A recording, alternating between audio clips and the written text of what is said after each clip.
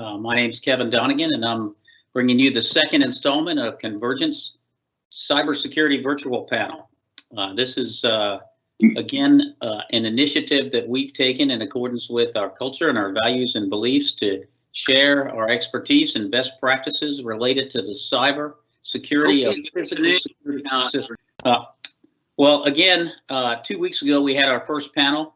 We had our cybersecurity experts talk about the current environment and particularly related to COVID-19 and the additional cyber risks that we're facing, especially related to working from home, those that are also remoting into physical security systems, and the marked increase in cyber attacks that we're seeing as a result of both working from home, remoting in, and the fact that we have less folks on sites right now. We shared some of our Convergent best practices. In particular, we shared our work from home checklist. We then reviewed a little bit on what security officers could be thinking about in terms of next steps, given the increased vulnerability and threat that we're seeing now because of COVID-19. We talked about basic cyber hygiene and how taking some very simple steps, you can reduce your cyber vulnerability by 80%. And what that means in terms of how to do that in the security system, how you do both the training and the hygiene part. And also we talked about tools that you could consider if you needed a higher level of protection, especially when you have less people on premises and more remoting in light of these increase in cyber attacks. Also, separately, I had the opportunity to be a guest speaker along with the former deputy director of the CIA, Mike Morrell, the former deputy director of the National Security Agency, Chris Inglis, and it was a virtual cybersecurity summit. And in that, I talked specifically about the threat to networks as a result of vulnerabilities in physical security systems, and in particular, with less people on premises in light of the COVID-19. And also had a chance to talk about specific solutions to that. And I'll talk more about that towards the end of this presentation today. But today I'm joined by two other additional experts in cybersecurity. The first is Brian Klein. Brian is a member of Convergent's talented and highly experienced cybersecurity consultant team. He's focused on building cybersecurity programs based on risk management process, where we blend a foundation of policy and physical security with cyber and insider threats. He has 16 years of combined security experience serving in Army Counterintelligence, the Defense Security Service, Department of Homeland Security as a program manager, and creating and managing department-level specific policies for U.S. critical infrastructure across the globe. Very important to hear a little bit about his experiences, and what he's going to talk to today is directly related to that. We also have Roy Dagan, and Roy's the CEO of a company called SecuriThings. He's a security and IoT expert with over 15 years of experience in product management, business development from various high-tech companies. Prior to co-founding SecuriThings, Roy led product groups and successfully launched multiple product lines in cybersecurity, risk management, and the intelligence domains. Companies including RSA and Nice Systems and Payoneer. Ray served in various positions at the IDF Elite Technological Unit and holds a Bachelor of Science in Computer Science and Management. So what do we have today? We have an action-packed, very tight 30 minutes, full of information. And in the end, I'm going to talk about a free offer that Convergint, SecuriThings, and Blackpoint have to give back to our customers and the communities, especially in light of protecting critical infrastructure during the COVID-19 crisis. So before we get to that, let's start right with Brian Klein and start out with a very simple question, but that has a lot of complexity in the answer. Brian, for you, this question is it possible for companies to lower their risk, even during this heightened period where we have increased cyber attacks and increased vulnerabilities due to COVID-19? And we're specifically talking about the physical security systems. Brian? Thanks, Kevin. So yes, IT and security staffs can definitely take advantage of the reduction of on-site staffing and the current working from home to focus on improving their security program foundation, i.e. their security policies. Policies should set that high level expectations and start with the why. Why do we even need to build a physical security policy? Why do we need to build a work from home policy? Some of the reasons for building a FISAC policy would be to ensure minimum specifications are met across all the technologies. And there's also uniformity across all the different facilities that we have. The answer for building a work at home policy in conjunction with like a business continuity disaster recovery plan is very obvious because of obviously the current pandemic that we're all facing right now. Having put any kind of brain power, some forethought into this and preparing those technical safeguards, procedures for the majority of the workforce to be working from home, obviously would have had a major impact on mitigating overall risk during this crisis. Personally, having developed hundreds, if probably not thousands of different policies and plans over my career, I understand that even where to pick up the pen, where to even start in the policy development process can be a daunting task. So unless you're already under some kind of obligation to already follow prescribed set of compliance standards like PCI DSS, ISO 27001, SOC, etc., I would recommend starting with the NIST cybersecurity framework and their special publication 800 series that really documents all the different countermeasures. The NIST framework is it's voluntary framework. It enables organizations, regardless of size, degree of their cybersecurity risk, their sophistication, to apply principles and best practices of risk management to improving security and overall resilience. My final thought on this, in the Army, we had a phrase, train as you fight. Right now, it's the best time to be doing that training for the next disaster, the next security incident, basically that next fight that's going to happen. You should start with the foundation, with the security program, is building those policies. So that's where you should start on this training for this next fight.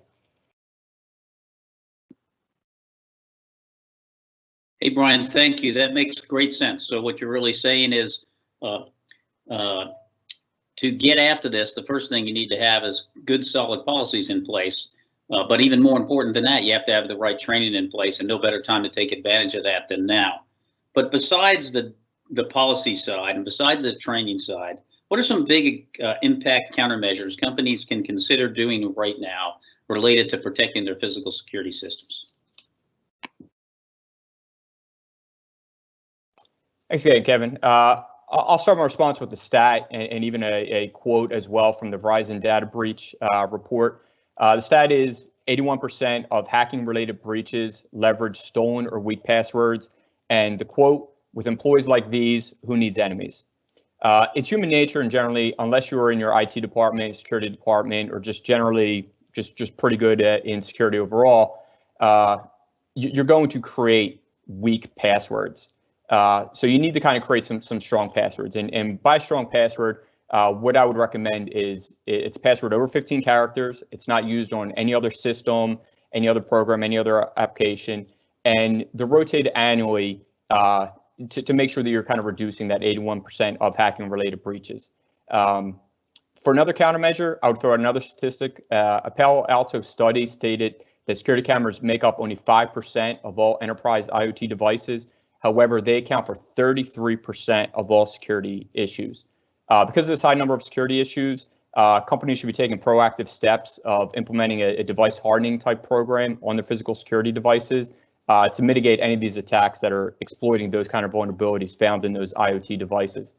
Examples of device hardening would be disabling unused ports, disabling FTP servers, disabling discovery protocols, enabling IP address filtering, etc. And then quickly, bringing home back to the pandemic that we're all facing right now, my last recommendation is planning now for that transitioning of the remote workforce back into the office. Reversing course on the current telework policies has proven in past studies to have disastrous effects, not only on the security and the vulnerabilities that they're going to inject back into the system, back in the office, but also on employee engagement, productivity, and morale. So now preparing now is only mitigating that risk of an insider threat. So again, implementing password management, device hardening, and that train as you fight mentality will go a very long way in not being part of that 80% stat of hacking-related breaches, and at the same time, those three things will have the biggest impact in mitigating your overall risk. Hey, Brian, thanks for that. So what we heard from you, I think, is first that we have to have the right policies and we have the right training, and then you took us a step further and talked about some hard steps that we should be looking at doing with our security systems, especially taking advantage of the time we have now. Device hardening in particular, you talked about passwords and making sure that they're that your guidance and sophistication of that is at the right level, and those all require some kind of action from a physical security officer, but we're not on-prem right now as much as we used to, so it's a challenge to do that. So I want to explore a little bit of how we can take what Brian talked about, the things we need to do, and go from vision to execution. How do we accomplish some of those things in today's environment where we don't have as many folks on-prem and potentially can't get to some of the premises we need to go to. So now I want to talk to Roy Dagan again. Remember, he's CEO of SecuriThings, and we'll start out with just a basic question. Roy, from where you sit, in terms of watching this in the security industry, what challenges do you see with physical security devices during these times?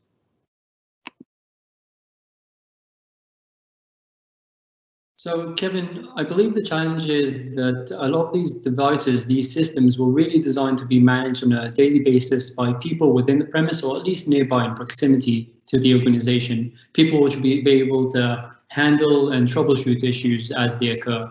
Of course, these may be employees of the organization, third-party contractors, system integrators like Convergint, yourselves, and so on. Probably in the current situation, what we're seeing is that situation almost dictates in many areas that only the most critical issues will be fixed or may be fixed, while also limiting in the same time the physical access to the devices themselves. And of course, the last thing an organization probably wants is a physical security blind spot when almost nobody is in the office or premises.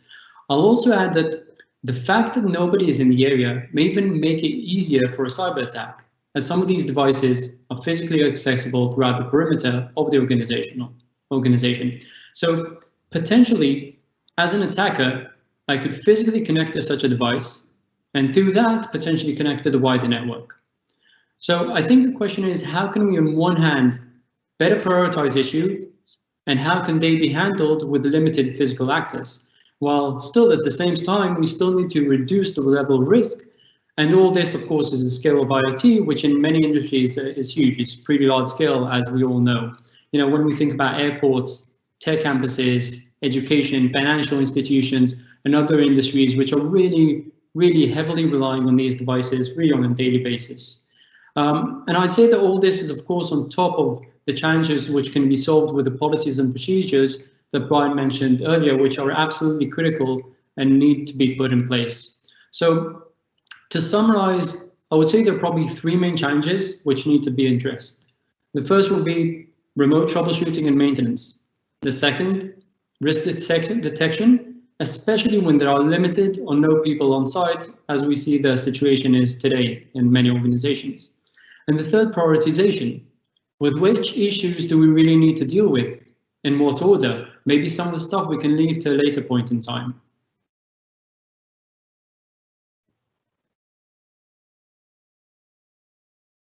Roy, those were three great things you brought forward in your summary. Remote troubleshooting and maintenance, risk detection, especially when there's limited to no people on site, and prioritization with issues. In other words, how do you deal with them? So that leads to a very logical question then, because we're all facing this, right? We have less people on site.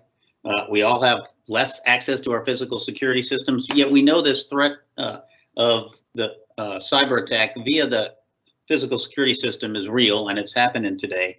So with those three things being the case, what options are there to use automation with the physical security system? I mean, is there and are there options where we can bring automation to bear because we don't have the people on site and we don't have the access? Can you talk a little bit about that, Roy, from your experience and maybe some suggestions?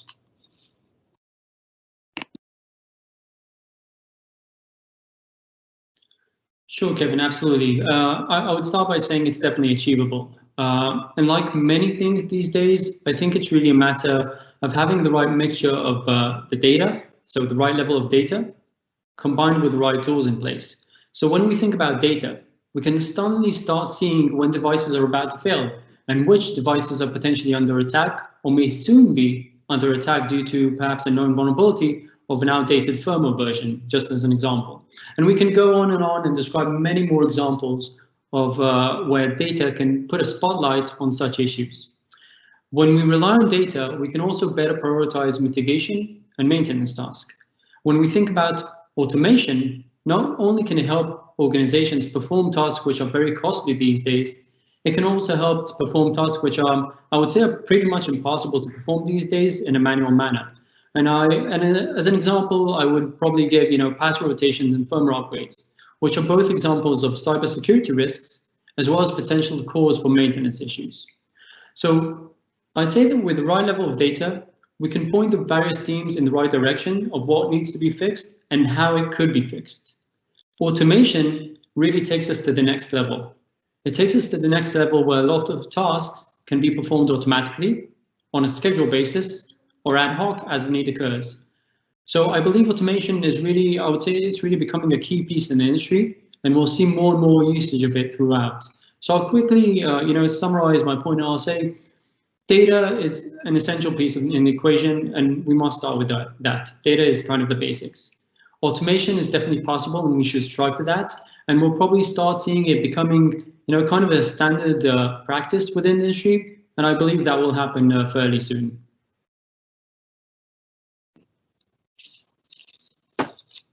Roy, that's excellent.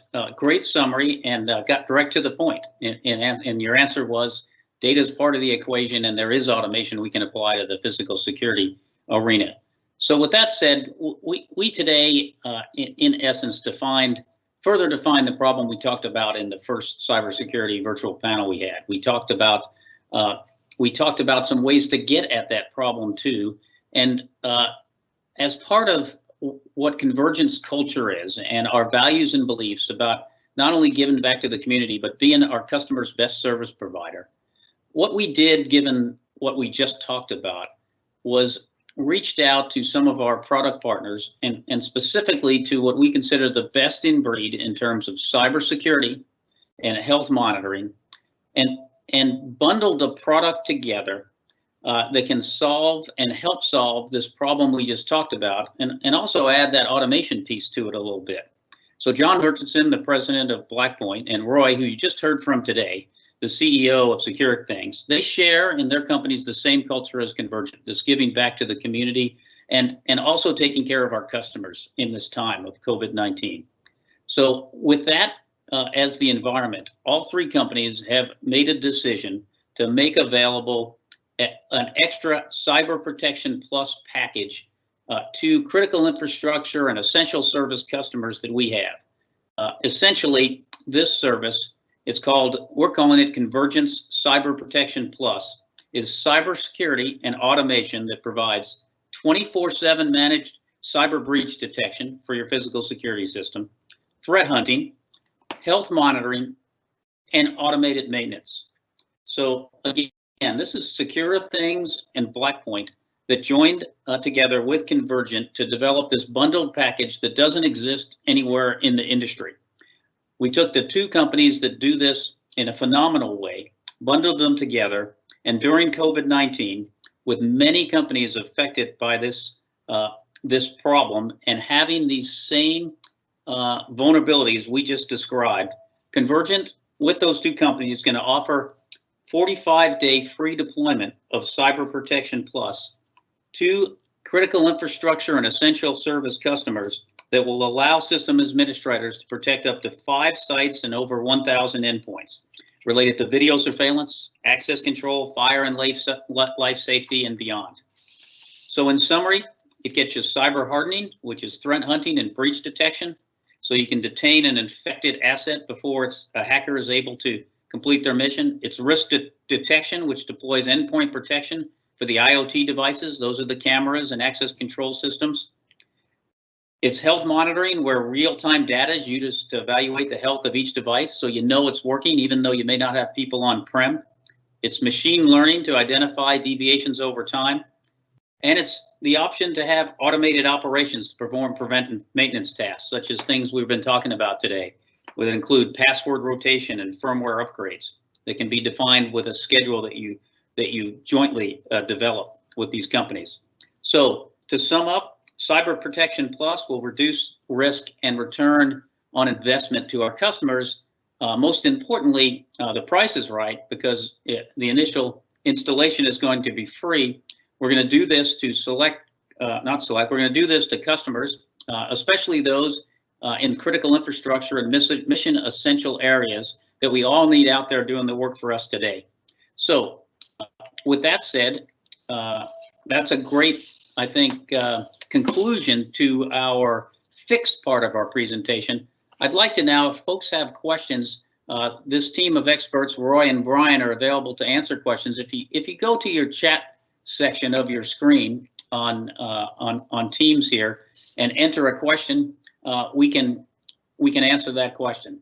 In the meantime, as I wait for the questions to pop in, if you want to learn more about this, you can go to Convergint's website and click on the news section, and you'll see this Cyber Protection Plus package talked about there, and what it means and why we're doing it at this critical time. And at the same time, you can also find the contact information so you can have your questions answered about what this can really do for you and your particular organization.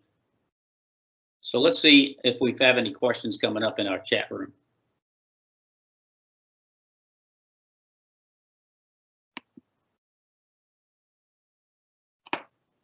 Okay, so Roy, I think this one's for you.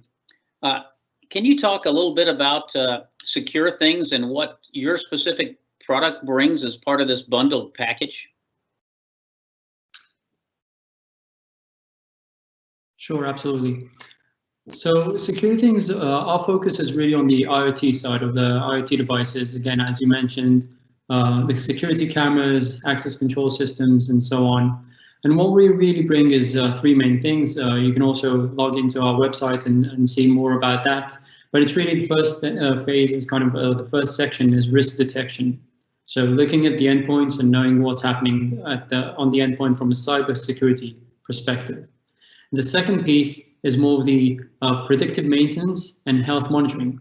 So bringing data from the devices and seeing what's happening with the devices, and also when they're about to fail. If we're suddenly, for example, seeing CPU going up and things like that, temperature changes, all kind of things like that. Then the third piece, which complements which Kevin also mentioned, is the automated operations piece, where you can now apply automated mitigation, automated maintenance, and really kind of gradually get the system to kind of an autopilot phase. So as things start changing, things come, maybe a device goes down, it comes back up again. So that's kind of the approach, and it's made out of those three main components.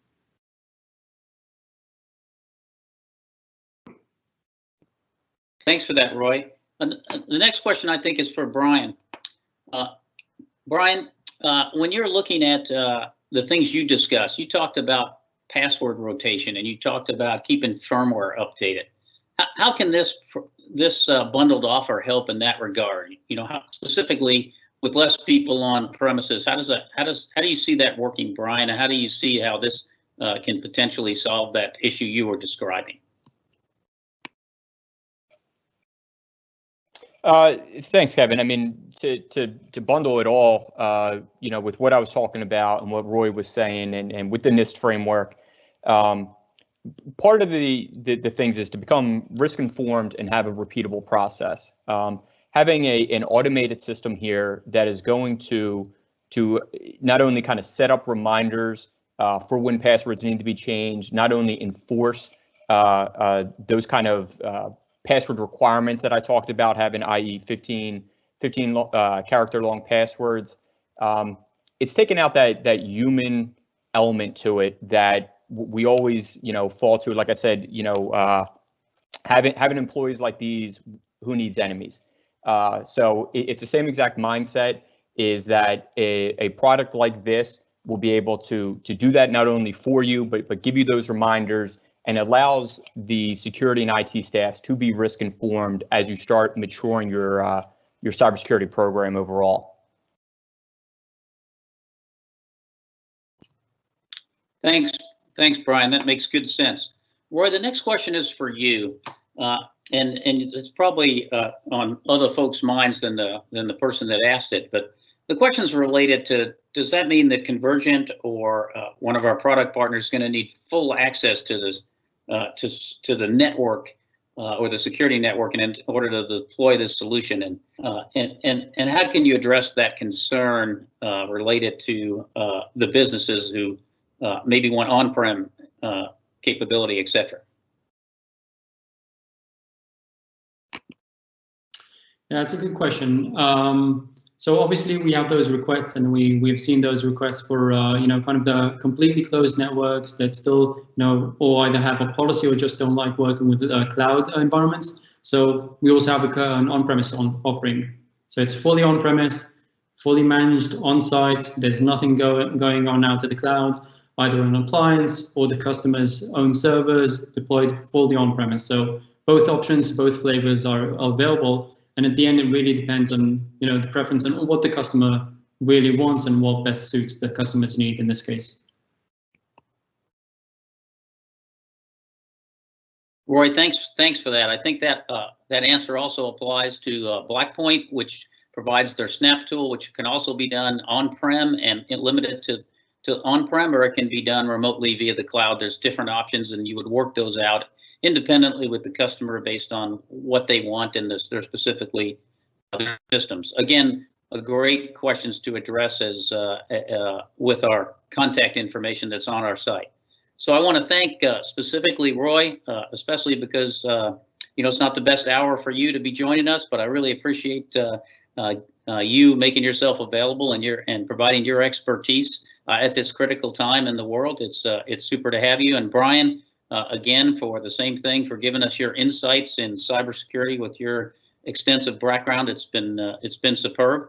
And I just want everyone to realize as I close this out that the conversation's not over. If you reach out to Convergint via our website, convergint.com, we're happy to respond to you very quickly, to come back and help you understand more, not just about this offering, but about anything related to the cybersecurity of your physical security systems. That's the expertise. We have a really talented group of experts that have spent a large portion of their life looking at this and analyzing it. And at this critical time, we want to make sure they're available to you, to our customers and potential customers of the future, but just to those, especially in critical infrastructure and essential services now. All of those three things, our current customers, critical infrastructure customers, essential services, we know what you're going through, and we're here to help during this critical time of COVID. Thanks again for everyone's time. As I said, it was action-packed 30 minutes. We got plenty more to talk about, and we can have those and carry those conversations on via other means. Just reach out to us via our website. Everyone have a great day. Thank you.